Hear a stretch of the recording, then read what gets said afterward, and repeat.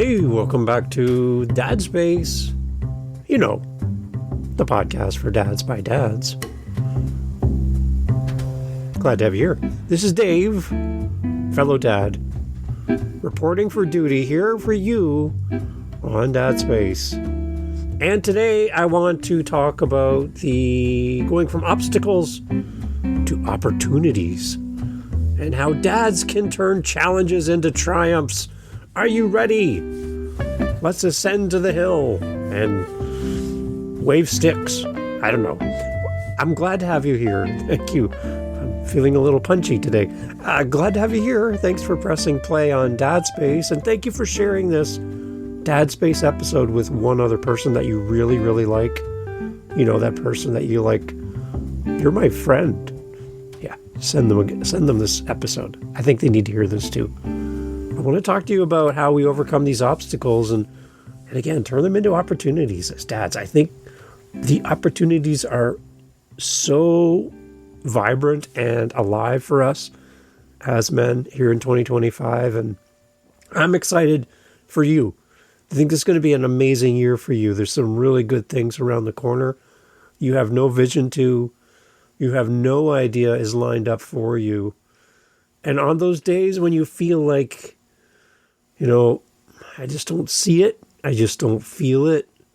I just don't feel motivated to go in tonight for my shift, or it's Monday morning and that alarm clock is buzzing and I just don't have it today. The tank is empty. I want to share with you a little clip from a pretty famous Hollywood figure. Terry Crews was on a podcast and he played football. He left football. He wanted to become like an illustrator, like cartoonist and drawing and doing all that. That didn't work out. And even though he moved all the way to California to pursue his dream, all of his dreams never turned out the way he wanted to in the time frame that he wanted to. And he had to take some pretty humbling jobs to go from an NFL player surrounded by money and cars and fame and attention and all of that to a broom and sweeping a floor. Terry had a little mindset shift that happened for him, which kind of reset his focus in life. And hey, I know none of us are perfect, but when I listen to Terry's story, I'm like, wow, there's something here for you in this. So I want you to hear this, and I want to talk today about your ability to put your all into something that you have so much to give that just seems to hide below the surface. It's right there. Like you could easily reach out and grab this potential, but it's just below the surface. I want to talk to you today about the motivation that drives you to be better in life. And the only obstacle in all of this is you. There are many things to blame for not getting to where you have dreamt you would be by now. But most of the time, we are the ones causing the delay in the great things that are coming for us. We're the ones that keep things below the waterline. You have to take action on how you show up for yourself in 2025. So that's my challenge for you. That's going to unpack. But I want you to hear Terry's clip from being on a podcast. I'll have a link to the podcast as well. I encourage you to go listen to the whole thing. But I wanted to highlight this one little section for you to hear Terry describe what was kind of basically his rock bottom as far as fame, fortune, all the things that we would attribute to a Hollywood star that you see on TV and movies. Here he is talking about a time in his life where you might identify more with this than walking the red carpet or having your name in lights. Here's where Terry was in one part of his life, and I want you to hear his words. Pretty powerful. Here's Terry. I said, imagine if someone was going to give me $1 million to sweep this floor, how would you sweep it? And these are the little bitty mindsets and I remember I was like, okay, I have to imagine I'm going to get $1 million if I sweep this floor correct. Because I had to play these kind of games with my head in order to get over the depression. Right. And I remember sweeping, and all of a sudden I forgot about my problems. I forgot about it. In fact, I was doing something about my situation. And I decided to do that about every menial job that I ever had. I was filing papers that fell over in the Veterans Administration, all the papers that fell over in the Northridge earthquake. I'm filing papers. I'm doing this. Then I started doing security for movie sets. But it wasn't like, bodyguard. It was literally, I'm standing outside on the parking lot, watching with a flashlight, watching it. But what I said is, what if someone gave me $1 million to watch this parking lot? I make sure I have my batteries and my flashlight. I iron my clothes. It was a mindset that I said, I'm going to reverse that bad attitude I had in the league that didn't get me where I wanted. I said, now every job I have to treat like that. And what's so crazy is that I started to do everything like that. Right. Like every little, it created a habit in me that kept me going. And so it didn't really matter what people said. I felt like I was getting this imaginary reward. Right. If I just did a great job. Right. I literally, if I just pleased God, that's all I had to do. Now, see, I like that. This imaginary reward. I've heard other people talk about this. I've heard of Jim Carrey mention that he made out a check to himself for a future date for millions of dollars and dated it, and it came true. Like talk about putting the good things out in life and having them guide you instead of wallowing in, sweeping a floor. You just have to put something in front of you that changes the way you see the world. And I think that's one of the things that we struggle with as guys, I know I do, is you get in this spot and you feel like you're a little trapped. I work nights. I work 40 hours a week. I work overnights. While my wife is sleeping and my kids are now out of the house, I'm at work. And then in the daytime, I'm either sleeping or podcasting, and my wife is at work. So we kind of see each other a couple hours a day, tops, during the week. And her days off are weekends, my days off are Monday, Tuesday. So, we're completely off our schedule, and we've been like this now. It'll be 5 years in April that this weird dynamic is happening with how work has changed our marriage. And when I'm at work, I love having a job. I love providing for my family and doing my part. But there's nothing about my job that I feel attracted to or that I'm in the right spot, or there's nothing about it that makes me want to be there. It's not like I'm dying to leave the house to get to work because it lights me up. Nothing lights me up there. I'm proud of what I do. I put my effort in. I'm not quietly quitting my job, but it's not the thing that lights up my world. Being home with my wife and doing life with my wife, that's what lights me up. Spending time with my kids. That's the things that I want to do more of. But I'm just kind of trapped in this world where at this moment, it's something we need, so I have to do it. And there's times where you get really down on yourself for feeling trapped, feeling like you have no options. So in that, you have a choice to make. And that's what I love about what Terry's talking about, is that you and I have a choice that we can make as to how we show up, even if the situation is not ideal, right? Again, for Terry, going from the NFL to a broom, that's hardly a promotion, I would say, and for most people. But he did it. And instead of wallowing in pity for himself and complaining or refusing to do the menial tasks in life, he showed up. He showed up to do security in a parking lot. He showed up, and he just had a different mindset shift where he took something menial. He took something very everyday, low effort, low skill to sweep a floor. I've done it many times. I work for a property management company cleaning toilets all day. Not the sweetest job in the world, by the way. People are kind of gross. But I showed up and I did my thing.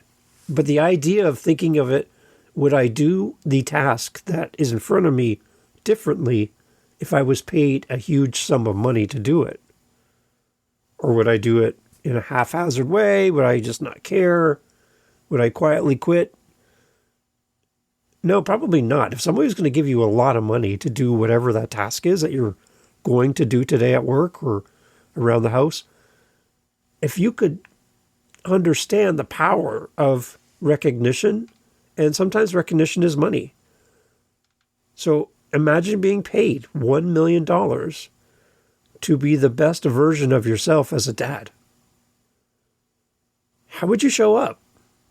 Would you show up with unwavering dedication? Unrelenting passion for your family? Would you be committed to excellence as a dad if somebody was going to give you $1 million to be a dad? That's a sweet job. That's the same energy that we need to encourage for ourselves to bring to our life every day. And instead of just dreaming about it, act like it's happening. Like, act like it's a reality. As dads, we have an incredible ability to put our all into something that we really do care about. So if you're a sports fan, you got the face makeup, paint on, you got the shirt, you got the football, you got the hat, you got the lucky underwear, right? You put your all into the things you care about. But often there's even more potential hiding just below the surface, like we talked about at the beginning. What drives you to be better? What is the thing that makes you show up? What is it? It needs to be the motivation to make a meaningful impact on your family and your community and to be a better human.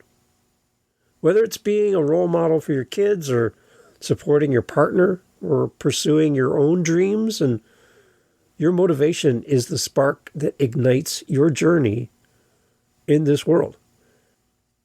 The biggest obstacle to achieving your dream, often it's not external. It's actually internal. It's you. We can blame our circumstances, but the truth is we hold the power to change our own path. You may feel like the world is happening to you, but again, you haven't tapped into what's just below the water line. There's something there. You have the power to change your path. It's time for us, it's time for you to take responsibility and to take action on how you show up for yourself. Before you can show up better for your partner, before you can show up better for your kids, before you can show up better for your family and your community and your employer, you got to show up better for yourself. And here's the problem, is we're so focused on how we show up for others that we completely neglect the guy staring back at us in the mirror after we've had a shower and we kind of rub the mirror so we can see ourselves. That guy with the messy hair, the bad breath, and the scruff, and the sleepy eyes, and the sore back. That guy. How do we show up for him? I don't think you think about him often. Not often enough. We need to take responsibility and take action on how we show up for ourselves. By doing this, by addressing that guy staring back at you with bloodshot eyes and tired-looking face. By showing up for him, we become stronger and a more resilient leader for our family. So, my question to you, based on what we heard from Terry, what is it going to take for you to change your mindset from, I hate this job, I hate my life, I hate where I'm at, this is not what I wanted, this is not what I planned for, I wanted to be an NFL superstar, but here I am with a broom by myself, sweeping. Like, talk about a downfall, like what an embarrassment I am to everyone in my life, including myself.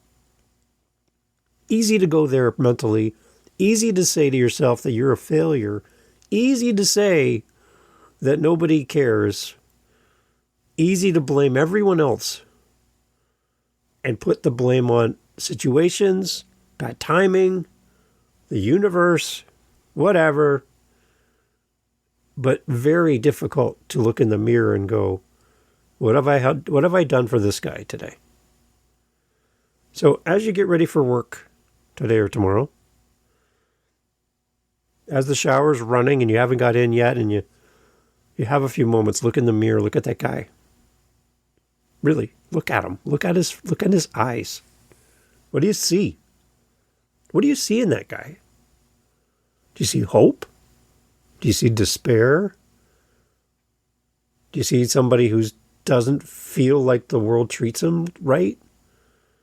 Do you see somebody who looks like he's given up? That guy needs you today. He needs you to show up. And like Terry talked about in that little clip, that guy needs you to refocus your attention on what could be today. Because you're so focused on what has been, it's very difficult to focus on what could be.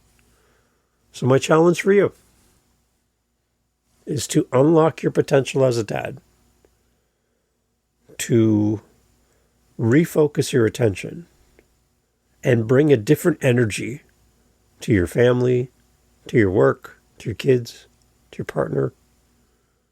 And start with the guy looking back at you in the mirror. Show up for him. He needs you today. And you need to pour some time into him.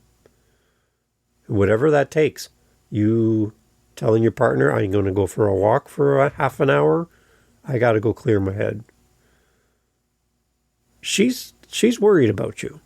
Your partner is worried about you. They want the best for you. So talk to them. Talk to them. And show up for yourself. Thanks for listening to the Dad Space podcast. I love having you here.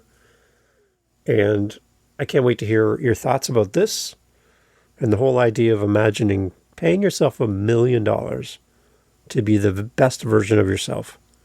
How would you show up? How would you show up? Thanks for listening to Dad Space. If you ever want to chat with a fellow dad, I'm not an expert. I don't get paid to do any of this. But I do care about you, and I do care about your story, and I want you to feel encouraged. And if I can't help you in conversation, I'm sure we can come up with somebody who can. But you're not alone. Okay? And that's my message for you. If I could leave this on your phone, this is my message to you. You got this. You need to put some focus on that guy in the mirror because he misses you, he needs you, and he's looking to you to make this better. So reimagine your future. $1 million to sweep the floor. How would you sweep different? Thanks for listening. Hey, thanks for listening to Dad Space. Thanks for hanging out to the end of the podcast. That's a great sign to wherever you're listening to this podcast, YouTube, Spotify, Apple, fill in the blank, that this was a good podcast to send people to. So simply by listening to this point of the podcast, you're helping the show grow. So good on you. Thanks for helping us grow Dad Space. If you want to help us fill our cups over at Dad Space, head over to dadspace.ca. Dadspace.ca, simple website, right? Dadspace.ca. You can fill up our coffee cup which helps us then to keep moving forward with the podcast and use our Buy Me a Coffee link over at dadspace.ca. Thank you for being here. Thank you for supporting the show. Thank you for coming back. And thank you for sharing. Because the more dads we can help, the better. We're all here to help each other grow in community. That's what it's all about. And without you, podcast is pointless. There's no reason to do any of this. So you being here means everything. See you at dadspace.ca. Take care.